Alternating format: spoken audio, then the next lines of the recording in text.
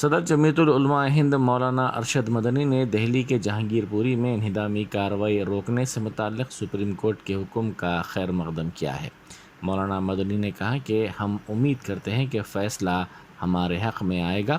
جمعیت العلماء نے supreme court سے رجوع ہوتے ہوئے مرکز اور ریاستوں کو یہ ہدایت جاری کرنے کی خواہش کی تھی کہ وہ فوجداری کارروائی کے طور پر ملزمین کے خلاف انہدامی کارروائی جیسے جارحانہ اقدامات نہ کریں۔ اندر جو واقعات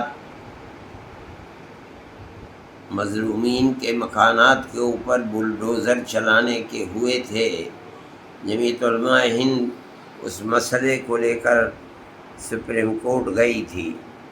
ہمیں اس بات کی خوشی ہے کہ کورٹ نے اس کو قبول کر لیا اور اسٹے کا حکم جاری کر دیا۔ توقع یہ ہے کہ کل کو اس موضوع کے اوپر بحث ہوگی۔ جمعیت علماء ہند بہتر سے بہتر سینئر وکلاء کی خدمت لے کر کے اس کو کورٹ کے اندر اس پر گفتگو کرے گی۔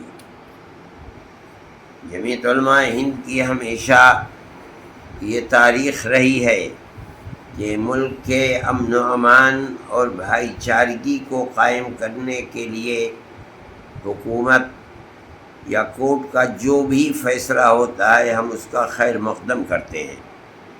ہمیں یہ یقین ہے کہ اس صورتحال میں جس میں پورا ملک بے اطمینانی کو محسوس کر رہا ہے، کورٹ کا فیصلہ انشاءاللہ اطمینان اور سکون دینے والا ہوگا، اور وہ فیصلہ ہماری پرانی تاریخ جو مذہب سے اوپر اٹھ کر محبت کا پیغام دینے والی ہے، اللہ چاہے گا تو اس پرانی تاریخ کے مطابق ہوگا۔